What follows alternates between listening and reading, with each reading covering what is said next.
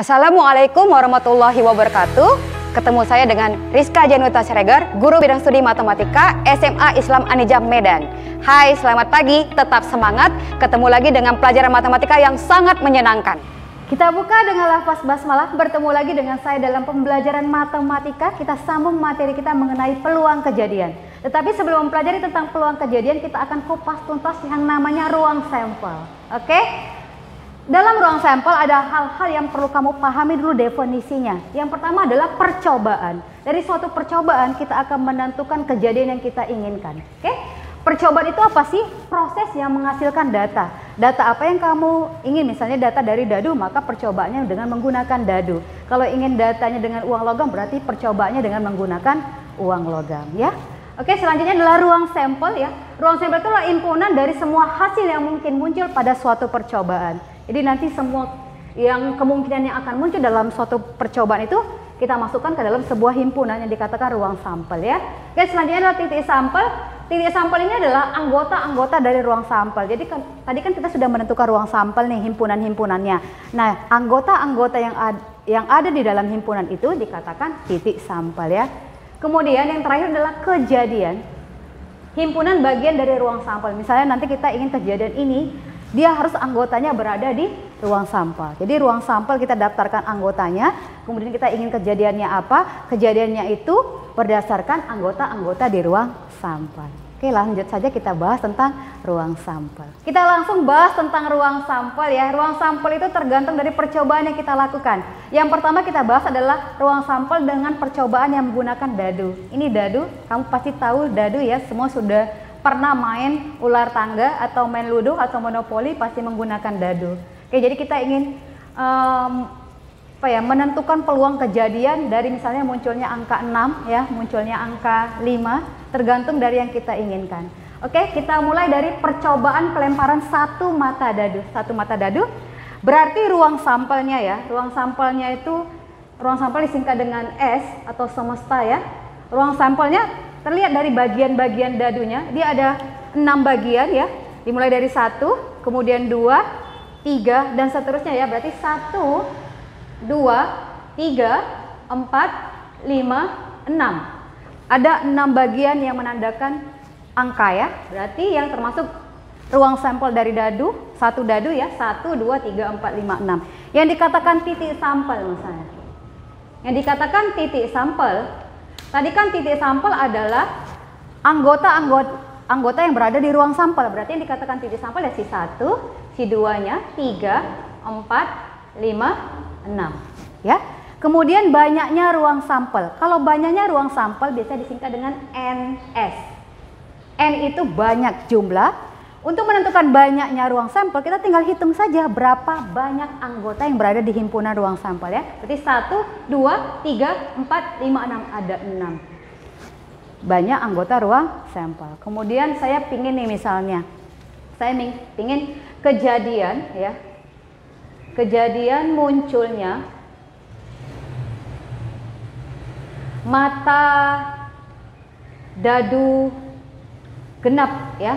Saya ingin menentukan kejadian munculnya mata dadu genap. Ingat, anggota dari kejadian itu merupakan himpunan bagian dari ruang sampel. Berarti anggota kejadian yang kita inginkan harus berada di ruang sampel. Kalau kejadian munculnya mata dadu genap, nah, dari 1, 2, 3, 4, 5, 6, mana dia yang mata dadunya genap? Kita jabarkan anggotanya, berarti 2, ya.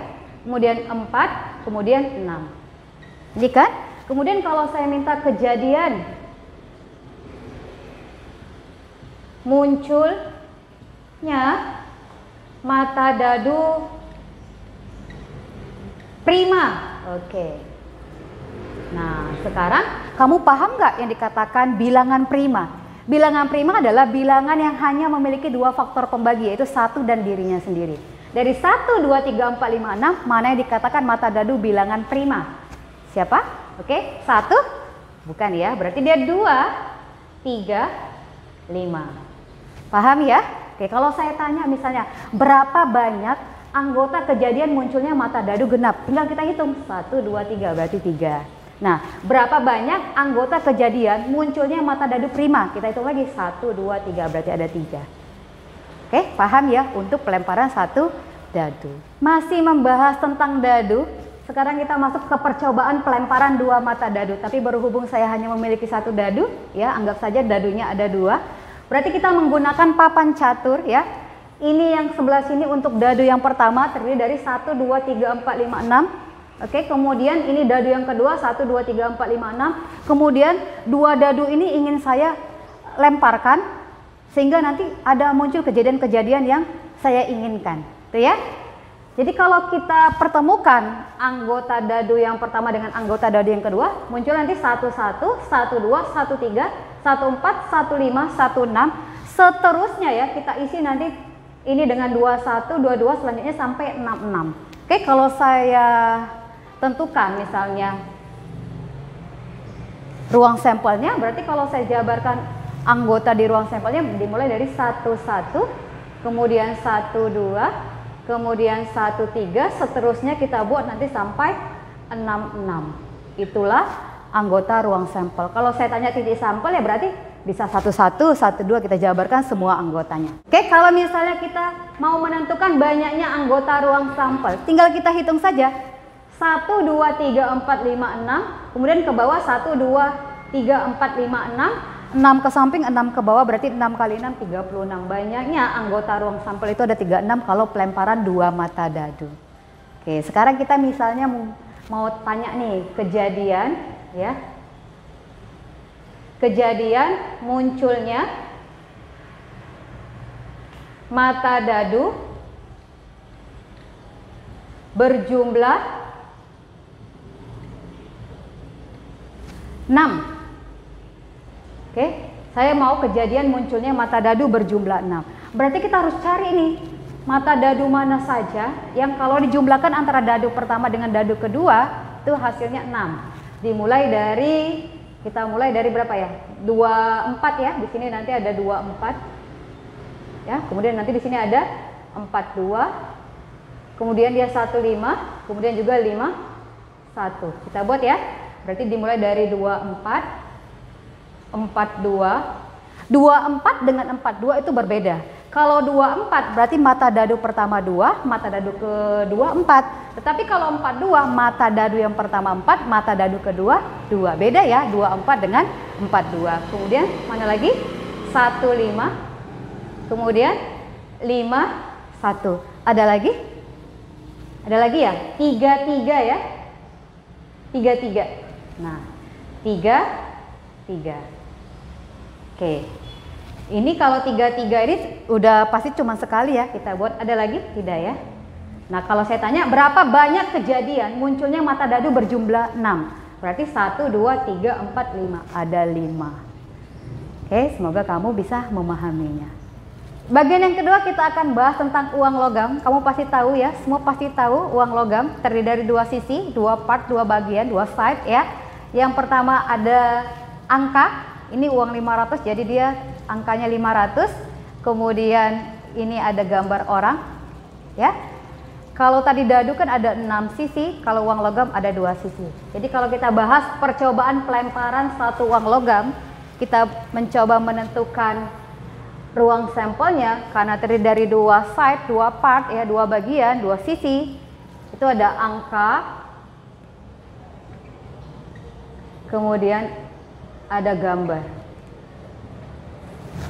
Oke, berapa banyak anggota ruang sampelnya? 1, 2, berarti ada 2. Kadang angka ini juga langsung dibuat, misalnya boleh juga jadinya A dan G saja. Boleh ya? Oke. Kalau saya mau menentukan nih misalnya kejadian munculnya angka ya, munculnya angka. Nah, kejadian itu kan anggotanya merupakan anggota himpunan bagian dari ruang sampel. Berarti ya tinggal si angka saja. Berapa banyak anggota kejadiannya? 1. Jadi kalau kejadian munculnya gambar ya, kita daftarkan anggotanya ya hanya si G. Berapa banyak anggota kejadiannya? 1 juga. Jadi untuk satu mata uang logam terdiri dari 2 sisi angka dan gambar, maka banyak anggota ruang sampelnya ada 2, dan kejadian yang bisa kita tentukan adalah kejadian munculnya angka, kemudian kejadian munculnya gambar. Kita masuki nanti untuk yang 2 mata uang logam. Next, kita masuk percobaan 2 mata uang logam. Ini dia ada 2. Oke, berarti uang logam 1, uang logam 2 kita pindahkan ke papan catur ya. Logam 1 terdiri dari side-nya angka dan gambar, kemudian logam juga terdiri dari side-nya angka dan gambar. Kemudian kita pertemukan di papan catur. Jadi kalau misalnya angka pada logam pertama, muncul angka juga pada logam kedua, berarti ini A.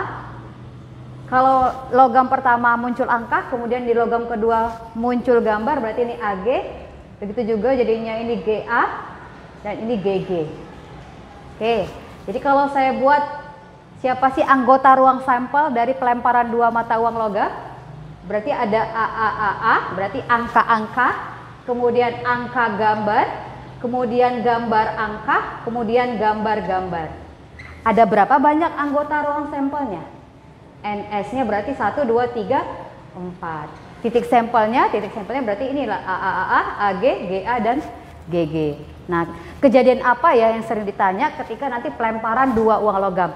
Yang sering ya kita bahas dulu ya. Salah satunya adalah kejadian munculnya ya paling banyak ya. Paling banyak 2 angka. Oke, kita sudah di kombinasi kemarin kita sudah mempelajari ada kata paling banyak atau paling sedikit. Nah, sekarang kejadian munculnya paling banyak 2 angka. Anggota kejadian harus berada di ruang sampel. Kita boleh lihat mana sih anggota yang bisa kita daftarkan dalam kejadian munculnya paling banyak 2 angka. Kalau paling banyak 2 angka berarti boleh 1 angka atau sama sekali tidak ada angkanya. Kita mulai dari yang batas maksimum dulu ya. Batas maksimum itu 2, berarti AA. Ini yang maksimum. Kemudian berarti yang 1 angka, berarti AG ya, 1 angkanya, kemudian lagi GA. Kalau paling banyak 2 angka, tidak ada angkanya berarti kan juga boleh ya. Kalau yang tidak ada angkanya berarti GG. Berapa banyak anggotanya? 1, 2, 3, 4. Jadi kita daftarkan dulu anggota kejadiannya, baru nanti kita bisa menentukan berapa banyak anggota kejadiannya. Paham ya? Oke, next kita masuk ke kartu. Kita masuk bagian ketiga adalah kartu bridge atau kamu kenal dengan kartu remi. Nih ya, semua tahu ya. Oke. Untuk kartu bridge atau kartu remi kita bahas ruang sampelnya terdiri dari 26 kartu merah, kemudian 26 kartu hitam. Dari 26 merah itu terdiri lagi dari 13 hati, 13 wajik, kemudian 12 kartu hitam itu terdiri dari 13 sekop dan 13 keriting. Ini yang dikatakan hati ya. Ini yang dikatakan skop ya. Ini yang dikatakan keriting. Kemudian ini yang dikatakan wajik ya. Kenapa ada 13 hati? Dimulai dari as, sering juga dibilang 1 ini ya, as, kemudian 2, 3, 4, 5, 6, 7, 8, 9, 10 yang berangka sampai 10. Kemudian masuk kartu bergambar, ada jack, ada queen, ada king. Jadi ada 13 hati. Begitu juga dengan wajik, sekop, dan keriting. Pasti semua sudah paham ya.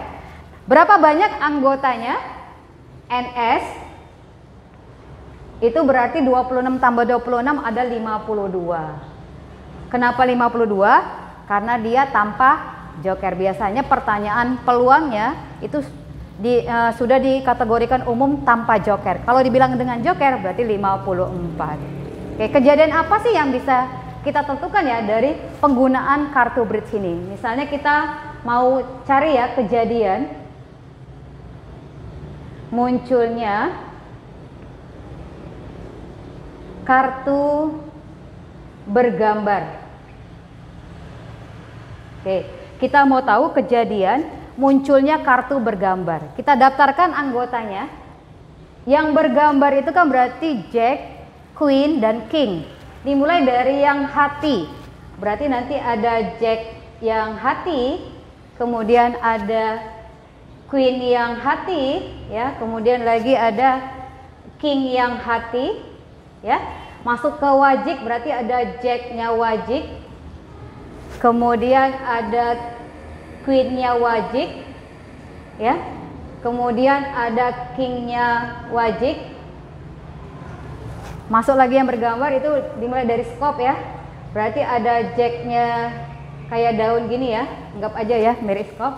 Kemudian ada Queen-nya skop. Ya, oke, kemudian ada King-nya skop. Ya, terakhir kita masuk yang keriting, berarti ada Jack-nya keriting, kemudian Queen-nya keriting, yang terakhir adalah King-nya keriting. Nah, inilah anggota dari kartu yang bergambar. Berapa banyak anggotanya? Kita hitung 1, 2, 3, 4, 5, 6, 7, 8, 9, 10, 11, 12. Berarti ada 12 anggota kejadian munculnya kartu bergambar. Nanti mungkin ada pertanyaan-pertanyaan lain, misalnya munculnya kartu yang berangka, ya, tergantung dari soal-soal kejadian apa yang diinginkan. Oke, kita sudah mempelajari tentang dadu, kemudian uang logam, dan sekarang adalah kartu bridge atau kartu remi. Semoga dengan mempelajari ruang sampel ini mempermudah kita dalam menentukan peluang suatu kejadian. Next, kita akan bertemu mempelajari tentang peluang kejadian. Bye-bye. Demikian pembelajaran kali ini. Sampai ketemu di video pembelajaran selanjutnya. Tetap semangat, jangan menyerah dengan matematika. Dan jangan lupa like, comment, and share. SMA Islam Anijam, unggul, cerdas, islami. Assalamualaikum warahmatullahi wabarakatuh.